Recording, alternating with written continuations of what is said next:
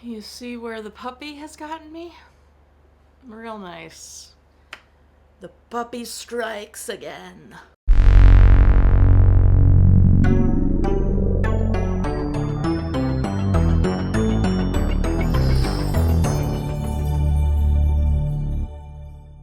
Welcome back to Everybody's Movie Ever. My name is Jess and I'm watching Everybody's Movie Ever. Today I'm going to be talking about Polar Bear. Polar Bear is a 2022 documentary release about a polar bear from when she's a cub all the way through when she becomes a mother. It is directed by Alastair, Fothergill, and Jeff Wilson. Lots of cinematographers, so I'm going to read them.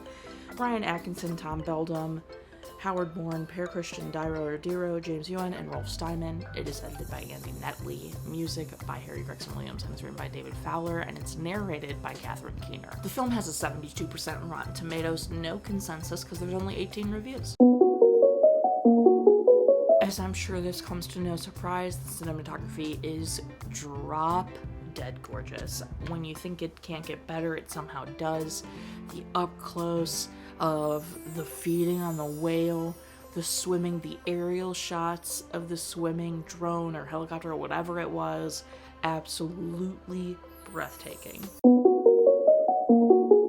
Harry Gregson Williams really shined here. Absolutely phenomenal score for everything that's going on. The opening, gagged.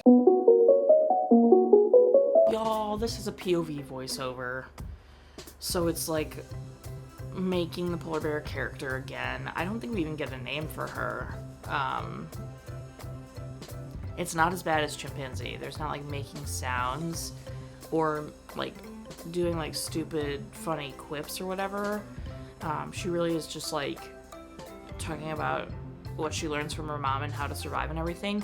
But again, my biggest like complaint when they do this is I feel like I learn next to nothing.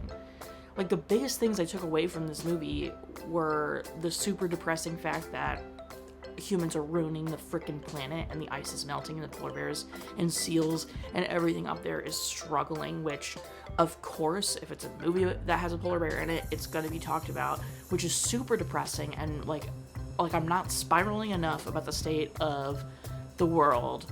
I just love this reminder that, oh, by the way, also, we're screwing the planet. But anyway, the only other things I really learned were like how long a polar bear stays with its parent. I had no idea it was this long. I didn't know it was multiple years. That's crazy. But otherwise, I feel like I didn't learn that much. I didn't learn, like, I just watched the polar bears walk around and learn that the planet's dying and they're struggling and this is like what they can eat and like somewhat like this is what it looks like when they hunt. I don't know like what their actual strategy is because it's not discussed. So it's a little bit frustrating. Like I get it's a Disney documentary, so I get that it's meant like to maybe be geared more toward children, but truly like my 6-year-old cousin loves normal documentaries. He would watch like Blue Planet because he just loves seeing all the animals. Like I don't think kids care that the voiceover is from the point of view of the bear or not. Like I think they're just happy to see animals.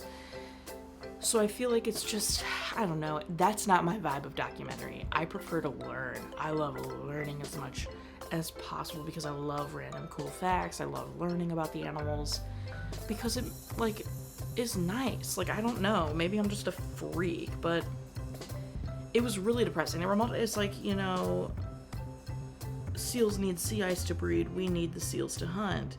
Summers are getting longer and longer, and then her brother dies during winter out of nowhere. It was so abrupt and so sad. I didn't cry, but like I got goosebumps all over because I was like, what the? It's out of nowhere. She's like, the winter took my brother. And you're like, what? And I just like, my mom would hate this movie because there's a lot of animal on animal violence because the bears need to eat, right? Like, and you have to put aside the fact that like they're killing a baby walrus. You know, I mean, it's gotta eat. Like, do you want them to die? You know?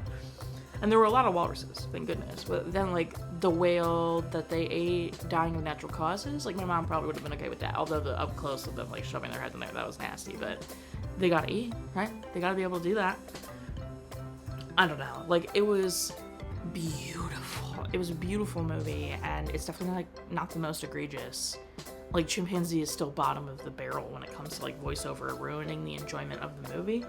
But this was just like, it's depressing. Like, I get it, like, they need to spread awareness and they need to do this, of course, but it's also, like, so depressing. Like, just, what happens if we do turn it around? What does that look like? Tell me what it looks like if we turn it around. Don't shame us, like, because I'm not one of the people ruining the planet, right? It's big corporations, oil companies, you know, plastic companies, like, it's those companies with large carbon footprints that are ruining the planet. And anyway, I digress. It's good. It's well made. It's definitely not the most egregious when it comes to the voiceover.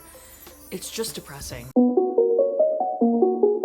My favorite part is probably that they both lived because her brother died, and that was horrifying. So I thought for sure her mom was gonna die, but they both lived, and she went on to become a mom herself, which is very exciting.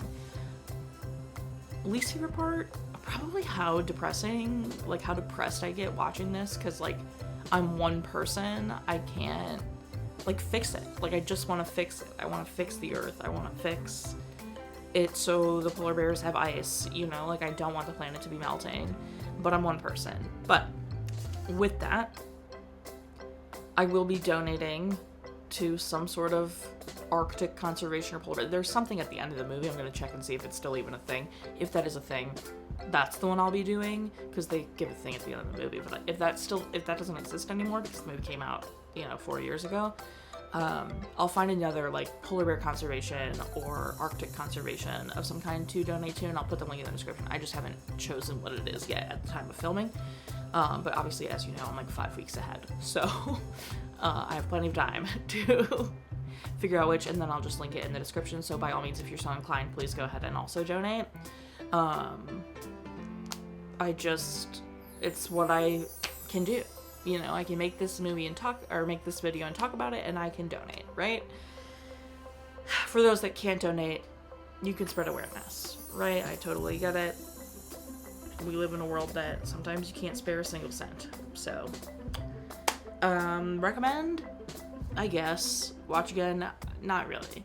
The only time I would watch this again is if we miraculously turn the earth around and the polar ice caps come back, and I can watch it being like, look, we fixed it.